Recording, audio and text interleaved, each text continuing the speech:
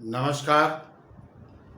आज मैं भास्कर चक्रवर्ती दर्शकों के सामने दोबारा आए हैं A to Z security training and consultant की तरफ से।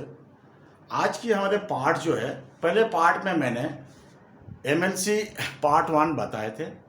आज की पार्ट जो है हमारा MLC 2।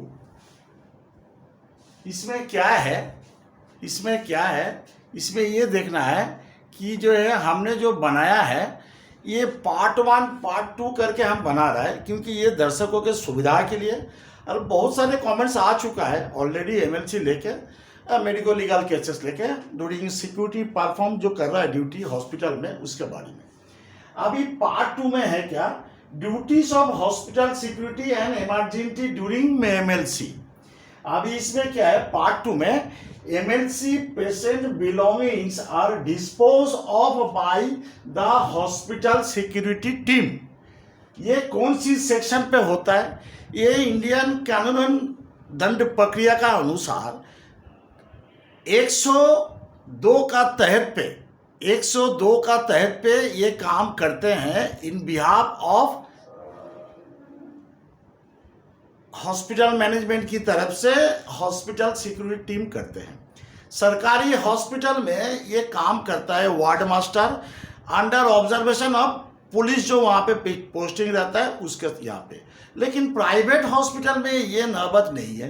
प्राइवेट हॉस्पिटल में वार्ड मास्टर नहीं है, सिक्योरिटी टीम को ही ये काम करना पड़ता है। इसीलिए सिक्योरिटी टीम को ये जानना बहुत ज़रूरी है कि ये जो MLC पेशेंट का बिलोंगिंग्स डिस्पोज किस हिसाब से होता है, क्योंकि इसका केस लॉज होता है थाने में, उसके हिसाब से FIR खींचा जाता है, उसका हिसाब से ये जो है आपका कोर्ट में केस उठते हैं। अगर इसमें कहीं भी गलतियां हो गया, कहीं भी कुछ गलती त्रुटि हो गया, तो इसमें जो है हॉस्पिटल के ऊपर इसका असर पड़ते हैं, और जो सिग्नेचर करके डॉक्यूमेंटेशन कलेक्ट करते हैं उसके ऊपर आता है।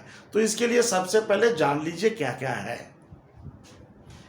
इसमें जो वैल्यूएबल आइटम हमने बताया है, ये 2 किस्म की होती है वैल्यूएबल आइटम।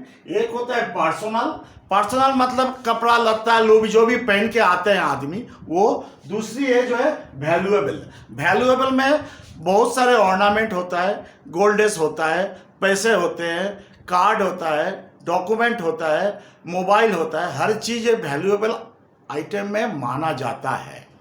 जब भी पेशेंट कोई भी एक्सीडेंट होता है, उसको ये घर में या बाहर में, घर में अगर होते हैं तो घर के रिलेटिव उनको लेके आते हैं पेशेंट को हॉस्पिटल में। उसका टाइम ध्यान ये रहता है कि हमारे पेशेंट को हम कैसे अच्छा करें, कैसे हम उसको जल्दी से जल्द रिकवरी करके अच्छे करके हॉस्पिटल में पहुंचा के हम उसको वापस घर में लाए। यही चिंता है। वो क्या पहना था क्या नहीं पहना था उसके ऊपर इसका ध्यान नहीं है। तो इसके वजह से क्या करते हैं, उसका फास्ट काम ही होता है हॉस्पिटल को पेशेंट को ले आना हॉस्पिटल में। अभी जब हॉस्पिटल में ले आते हैं तब वो पेशेंट को क्या करते हैं, हॉस्पिटल में अगर चेक करके देख लेते हैं पेशेंट इलाजेबल है कि नहीं। अगर इलाजेबल है, अगर इलाज कर रहा है, दम चल रहा है, तो उसको ट्रीटमेंट करता है। तो उस पेशेंट को, क्रिटिकल पेशेंट को ICU में नेचुरली आपको क्रिटिकल केयर यूनिट में उसको शिफ्टेड करते हैं। तो उस टाइम क्या करता है, उसका घर का कपड़ा सारे खोल देते हैं, हॉस्पिटल के यूनिफॉर्म पहना देते हैं, और सारे जो लेडीज का बैंगल्स हो गया, गला का चेन हो गया, मर्दाना का गला का चेन हो गया, अंगूठी हो गया, सारे चीज़ जो है मोबाइल वगैरह सारे चीज़ जो है खोल के वो अलग से रख देते हैं।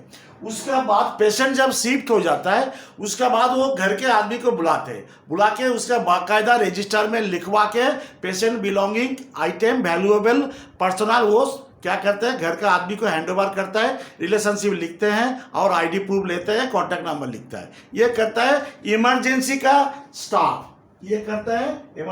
स्टाफ। उसके बाद दूसरी बात क्या है, कोई भी ऐसा पेशेंट जो भी एक्सीडेंटल इंजरी, पानी में डूब जाना, बस में चोट लगा, RTA हुआ, जो भी हुआ, जो इसको जो कैरी करके लेके आते हैं, वो तो अननोन आदमी होता है, कभी जान पहचान भी होते हैं। वो जब लेके आते हैं तो वो क्या करता है, उसका काम जो है किसी भी हालत में हॉस्पिटल में पहुंचाना है।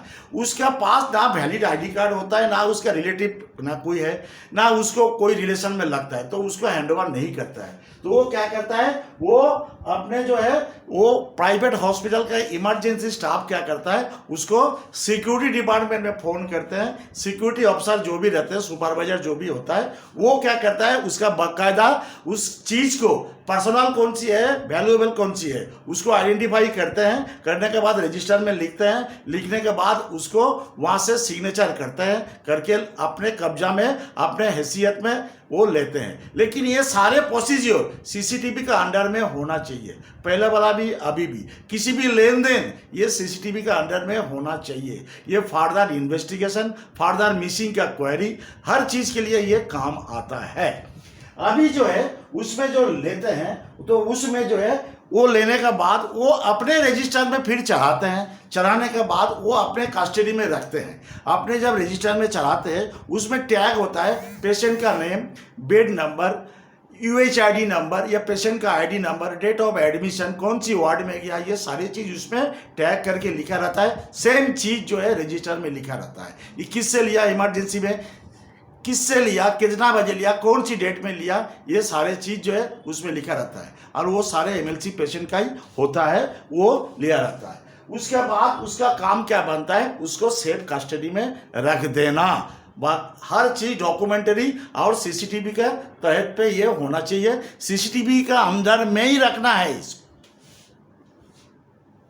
ये हो गया 2 नंबर। और 3 नंबर क्या है, जो है पेशेंट का जो है, बल्कि पेशेंट जो है कोई भी वैल्यूएबल आर्टिकल अगर आते हैं, मानिए आपको तहत पे वो आपका हमारा पास सोना है, हम सोना बोलेंगे, आपके पास चांदी है, आप चांदी बोलेंगे। जो लिखने वाला है सिक्योरिटी ऑफिसर और जो इमरजेंसी का स्टाफ है, उसको ये समझना चाहिए वो कभी भी गोल्ड ना लिखे, सिल्वर ना लिखे, डायमंड ना लिखे, हाँ वो नहीं लिखे, क्योंकि वो जो है वो अपने मेट्रोलॉजिकल डिपार्टमेंट का वो नहीं है। वो ऐसा कुछ कोर्स करके नहीं आया कि उसको देख के पहचान लेगा ये मेटल कौन सी चीज की है, सोने की है कि चांदी की है, वो उसका प्रोटोकॉल में नहीं आता है। वो सिर्फ लिखेगा gold colour, silver colour, black colour stone, mobile phone का नंबर, मोबाइल फोन कौन सी कंपनी, ये सब लिख सकता है। हाँ, तो इसमें क्या हुआ, ये कानूनन तौर से बाद में अगर वो डिमांड करेगा तो आपको बचने का रास्ता होता है। नहीं तो जब पेशेंट अच्छा होके चला जाते हैं या डिस्चार्ज होता है, उस टाइम उनका रिलेटिव क्या होता है, फिर बोलते हैं हमारे जो ऑर्नामेंट्स था वो कहाँ है,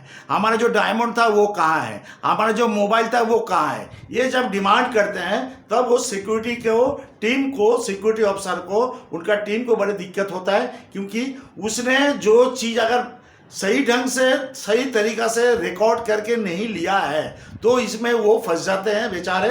और क्या होता है, हॉस्पिटल का नाम बदनाम होता है, क्योंकि पेशेंट रिलेटिव या पेशेंट का फ्रेंड्स, पेशेंट का आदमी या पेशेंट खुद वो क्या करता है, उस चीज को नहीं मिलने से वो लोकल थाना में जाके वो फिर कंप्लेन लॉन्च करता है हॉस्पिटल के अगेंस्ट में। फिर हॉस्पिटल में लोकल पुलिस स्टेशन का आदमी आके फिर इंक्वायरी करता है। इसमें हॉस्पिटल का बदनाम होता है छोटा छोटा चीज के लिए। और जो है 5 नंबर क्या है, ड्यूरिंग कॉज ऑफ एक्सीडेंट।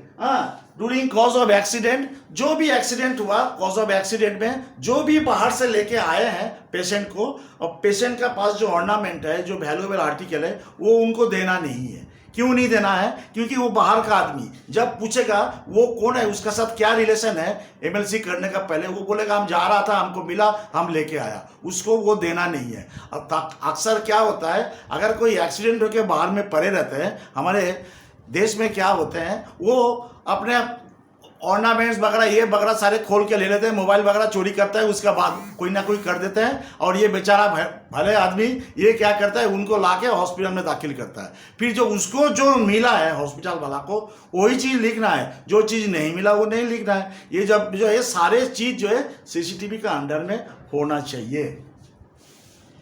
अभी जो है मानिए कोई बुलेट इंजरी हुआ है, अगर बुलेट लगा हुआ है माइनर ओटी में, इमरजेंसी में माइनर ओटी में उसको अगर निकाल दे गया तो बुलेट क्या करता है, उसको इमरजेंसी के डॉक्टर प्लास्टिक में डाल के कॉटन से उसको रखते हैं, लेकिन उसमें हाथ नहीं लगाना, फिंगरप्रिंट उसमें नहीं आना है, फिर ये एविडेंस बन जाते हैं। तो इसीलिए क्या करता है, उसको भी सेफ कस्टडी में रखना है। अभी ये केस जब कोर्ट में उठता है, कोर्ट में जो है वो अपने कोर्ट में जो जज जो है इस केस को ठोस सबूत के लिए इसको एविडेंस के तौर पे इनको मंगा सकता है।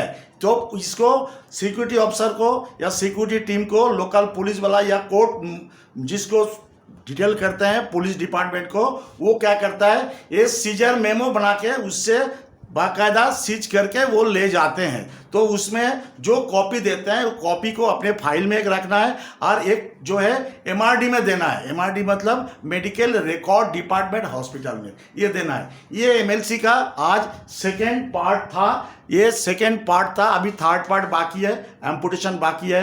एम्पुटेशन एमएलसी डिस्पोज कैसे होता है ये बाकी रहता है, तो हम बाद में बताएंगे। ये जो है कृपया करके हमारे वीडियो को सब्सक्राइब कीजिए और सब्सक्राइब करने के बाद बेल आइकॉन प्रेस कीजिए। नए नए वीडियो देखिए, आप लोगों को अच्छा लगेगा। जो इस प्रोफेशन के साथ जुड़ा हुआ है उनको अच्छा लगेगा और लगना भी चाहिए, और ये दिल दिमाग से इसको देख के काम करे तो आप लोगों को फंसने का चांस नहीं रहता है। सारे चीज़ जो है कानूनी तौर पे ये हमने बताए हैं आपको, क्योंकि हमने ये फील्ड में काम कर चुके हैं। हमने कोई पढ़ के ये नहीं बता रहा है, हम हमारे प्रैक्टिकल एक्सपीरियंस से मैं ये चीज़ बता रहा हूँ। इस प्रैक्टिकल एक्सपीरियंस को हम आपके साथ शेयर इसीलिए कर रहा हूँ कि आपको बाकायदा कोई तकलीफ ना हो इन फ्यूचर में जो इस फील्ड में काम कर रहे हैं। धन्यवाद। इस चैनल को सब्सक्राइब कीजिए, बेल आइकन को प्रेस कीजिए और नए नए वीडियो देखिए, लाइक कीजिए और पूरा देखिए इस वीडियो को। गुड नाइट, शुभ रात्रि।